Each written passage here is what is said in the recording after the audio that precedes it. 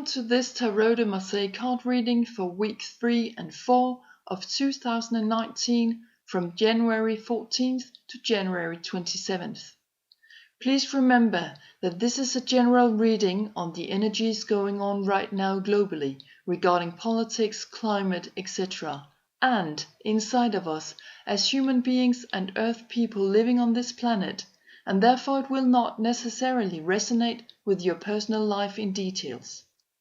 If you would like a personal reading, feel free to contact me on my email. I do readings in both Danish and English. You can also find additional information on my readings on my website herlanguage.dk. Also, for more specific information about the meaning of each card of the Major Arcana deck and the 4 elements of the Minor Arcana deck, please go to my YouTube site for prior readings where I explain this thoroughly. In general, the Tarot de Marseille cards are supposed to give us an idea of what the theme right now is about in our life.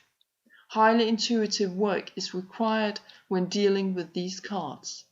But the cards should, however, be understood as the cycle of life, starting with the card number 0, which symbolizes us as human beings on our way out in life, on our life journey, symbolized by the cards number 1 to 21. For this week's reading, the star people and our family ancestors are saying to us that you need to have patience, you will get there, and be a torch, light for others, they will need it. They are also reminding us about the fact that we too make part of the great universal family of the star people. We are all one. Some of us are just awakening faster than others. We have all different life lessons to learn. So everything will happen in perfect divine timing. So let's begin the reading with messages from the star people through the Tarot de Marseille cards. The first Major Arcana card that turns up is number 11, upside down, the Strength card, energy.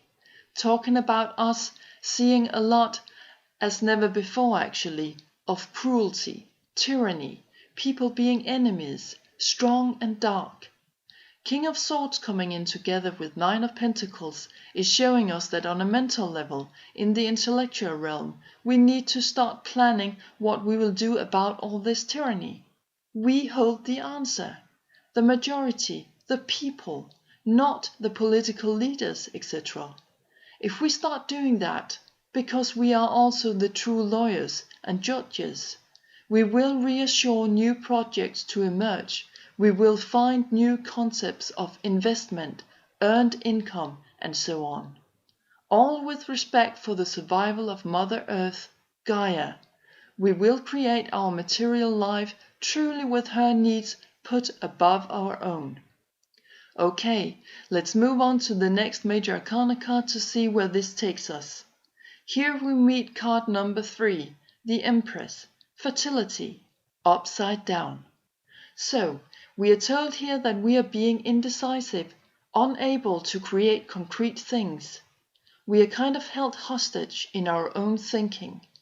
With 2 of Swords as the only Minor Arcana card in relation to the Empress, this is telling us that we are dueling ourselves, debating, being in opposition to our own mentality, way of thinking, and also entrusting ourselves and what we perceive in our minds from other realms and dimensions.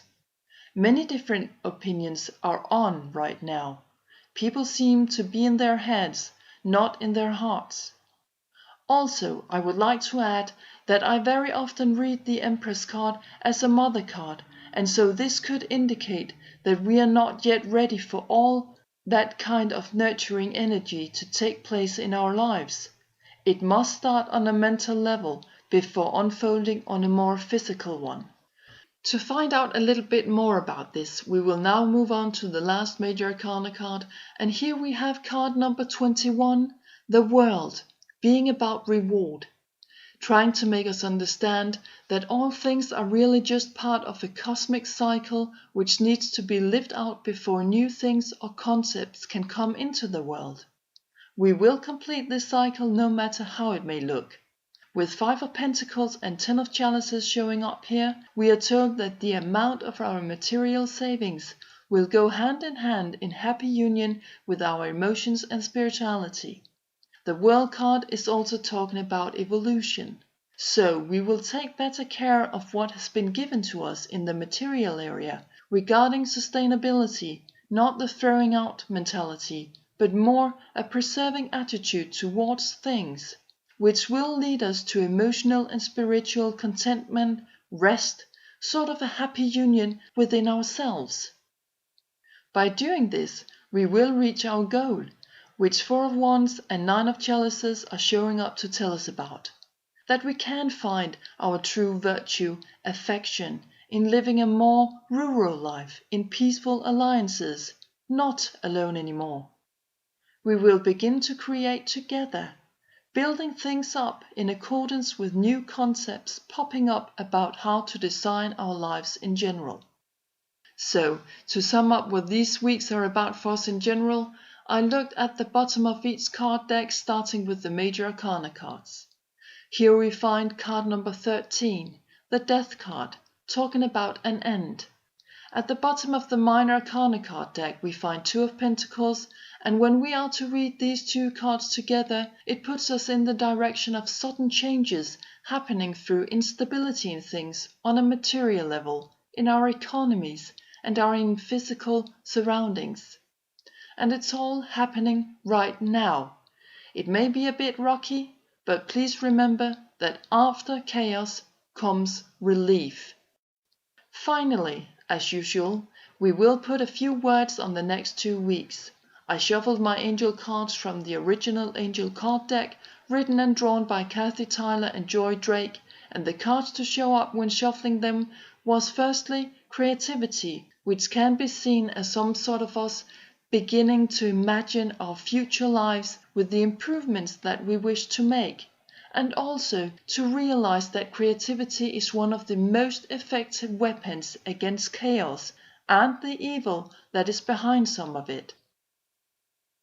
And in addition to this, start asking ourselves, how well do we transform, adapt, accept that the truth about the universe is all about constant motion? The next cards to turn up are balance and love, both coming out upside down. And then lastly, grace, as sort of a link to these 2 upside down cards.